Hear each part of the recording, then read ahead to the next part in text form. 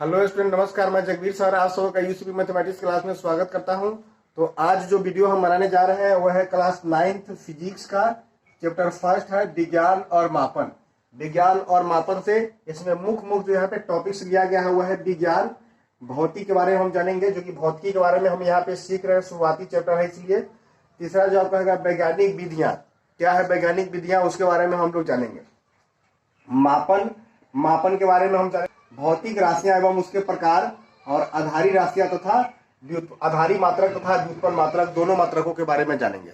तो चलिए वीडियो को स्टार्ट करते हैं। मेरे चैनल पे नए हैं तो चैनल को सब्सक्राइब करें, वीडियो को लाइक करें और अधिक से अधिक अपने दोस्तों में शेयर करें। तो आइए वीडियो को स्टार्ट करते हैं। तो पहला आपका जो टॉपिक है विज्ञान। विज्ञान के बारे में हम लोग जानते हैं कि विज्ञान क्या होता है। तो यहाँ पे क्या किया गया, विज्ञान के बारे में सर्वप्रथम क्या हुआ है, वैज्ञानिक विधियों द्वारा यह समझाया गया कि विज्ञान के जनक जो होते हैं वो किसको माना गया है। तो विज्ञान के जनक अरस्तु को माना गया है। अरस्तु, विज्ञान के जनक अरस्तु को माना गया है। तो यहाँ पे वैज्ञानिकों ने यहाँ पे सिद्ध किया कि विज्ञान जो अपने आसपास जितने सारे जीव जंतु पशु पक्षी निर्जीव या सजीव सभी जो वस्तुएं दिख रही वो सभी विज्ञान के श्रेणी में आते हैं, क्योंकि उन्हीं सभी का अध्ययन विज्ञान के अंतर्गत होता है, इसीलिए विज्ञान विस्तृत है। तो विज्ञान को क्या किया गया, इसमें बताया गया कि विज्ञान जो है प्रयोग और परीक्षणों पर आधारित है। प्रयोग और परीक्षण पे आधारित है। परीक्षण, तब इसमें हम लोग इसका डिफिनेशन बनाएंगे। प्रयोग एवं परीक्षणों पर आधारित ज्ञान को ही विज्ञान कहा जाता है। प्रयोग एवं परीक्षणों पर आधारित ज्ञान को विज्ञान कहा जाता है। विज्ञान का इंग्लिश जो वर्ड्स होता है वो साइंस होता है, SCIENC, साइंस। साइंस की उत्पत्ति जो है साइंटिया से हुई है। साइंटिया वर्ड है जो ग्रीक वर्ड है उसे साइंटिया से हुई है। इसका जो अर्थ होता है उसको हम लोग बोलेंगे, इसका अर्थ होता है जानना। जानना अर्थात मतलब जानकारी प्राप्त करना। तो विज्ञान का शाब्दिक अर्थ हुआ ज्ञान प्राप्त करना। तो विज्ञान के जनक जो हो गया आपका क्या हो गया, अरस्तु। तो विज्ञान का उत्पत्ति कहाँ से हुआ है, साइंटिया वर्ड से साइंस वर्ड्स बना है। साइंटिया वर्ड से क्या बना, साइंस बना, जिसका अर्थ होता है जानना। विज्ञान को सुगमता से अध्ययन के लिए मुख्य रूप से इसे दो वर्गों में बांटा गया था पहले, और आगे चल के भी इसे अन्य विभाजित किया गया। तो जैसे विज्ञान को क्या किया गया, दो भागों में यहाँ पे बांट दिया गया। तो पहला आपका बन गया क्या चीज, तो भौतिक विज्ञान।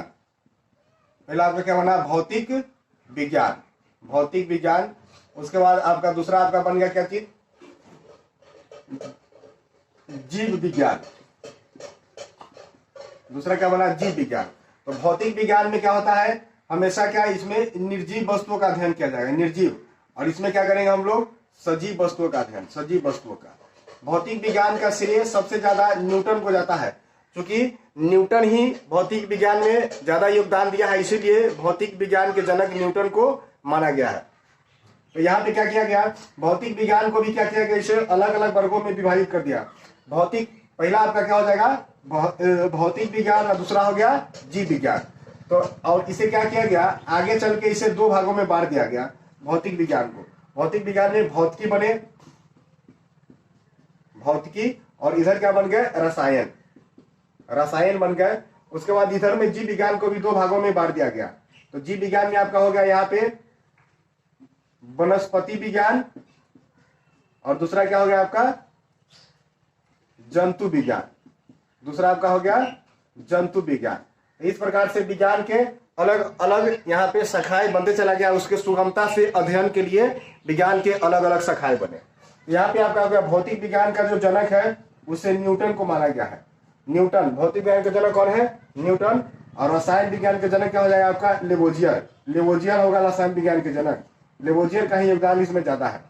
हाँ, तो जीव विज्ञान के जनक को अरस्तु को माना गया है। अरस्तु जीव विज्ञान के बारे में इसको बताए थे। तो इसको जीव विज्ञान की शाखा में उसको डिटेल से अध्ययन किया जाएगा।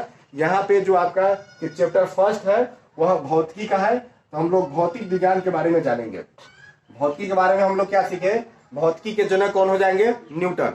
तो भौतिकी के अंतर्गत क्या होगा, भौतिकी के अंतर्गत हम लोग निर्जीव वस्तुओं का अध्ययन करेंगे। निर्जीव पदार्थों का अध्ययन विज्ञान की जिस शाखा में किया जाता है उसे हम लोग भौतिकी कहते हैं। जैसे कि इस चीज के बारे में हम लोग जानेंगे। मान लेते हैं कि हो गया इसमें प्रकाश हो गया, उष्मा हो गया, लकड़ी हो गया, या कोई ऐसे मशीन वगैरह हो गया। इस सभी के बारे में हम लोग इसमें अध्ययन करेंगे। तो इसे हम लोग क्या कहेंगे, भौतिकी कहते हैं। उसके बाद आपका नेक्स्ट हो जाएगा तीसरा नंबर वैज्ञानिक विधि। तो वैज्ञानिक विधि क्या होता है, इसके बारे में हम लोग यहीं पे जान लेते हैं। वैज्ञानिक विधि, देखिए वैज्ञानिकों ने मुख्य रूप से विज्ञान को अध्ययन करने के लिए अलग अलग विधियां बताया, जिसमें इसमें 5 विधियां उपयुक्त है। 5 विधियां उपयुक्त है। पहला नंबर में क्या कहा कि प्रयोग और प्रेक्षण, प्रयोग और प्रेक्षण के आधार पर जांच,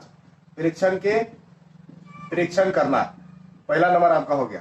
दूसरा हो गया इसमें कि प्रयोग, इसके आधार पर क्या करेंगे, जांच करना, प्रयोग एवं प्रेक्षण के आधार पर जांच करना, और जांच करने के बाद क्या होता है, परिणाम ज्ञात करना, परिणाम ज्ञात करना।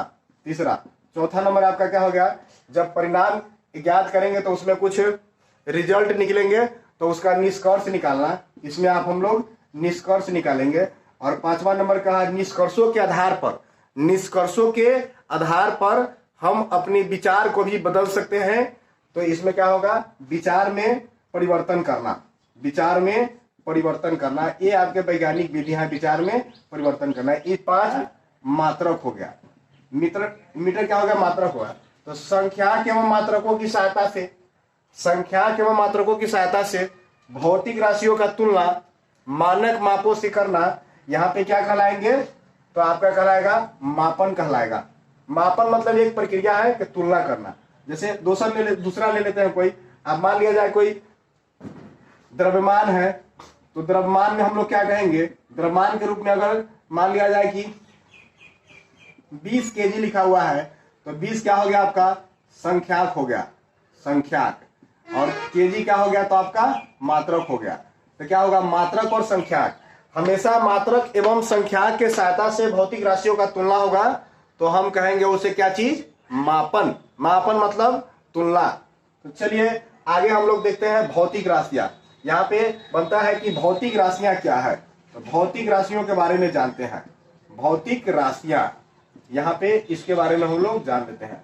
भौतिक राशियां वैसी राशियां जिन्हें भौतिकी के नियमों में व्यक्त किया जाता है, उसे हम लोग भौतिक राशियां कहते हैं। भौतिकी के नियमों में व्यक्त किया जाए वैसी राशि को हम लोग भौतिक राशियां कहते हैं। जैसे मान लिया जाए कि क्या होता है भौतिक राशि, जैसे लंबाई हो गया, चौड़ाई हो गया, लंबाई हो गया। उसके बाद हम लोग मान लेंगे द्रव्यमान हो गया, द्रव्यमान, विद्युत धारा, ये सभी क्या है, भौतिकी के नियमों में व्यक्त किया जाता है।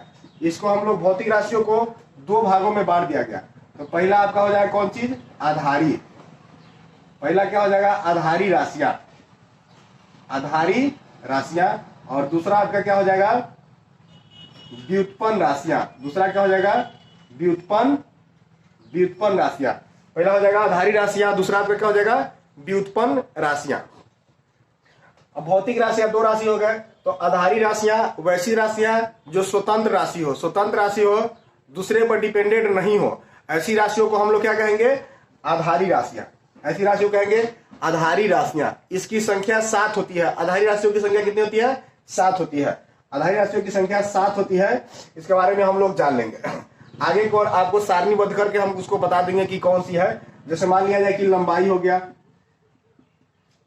द्रव्यमान हो गया, समय हो गया, ये सभी क्या है, आधारी राशियां है। ये सभी कौन सी राशि है, आधारी राशियां।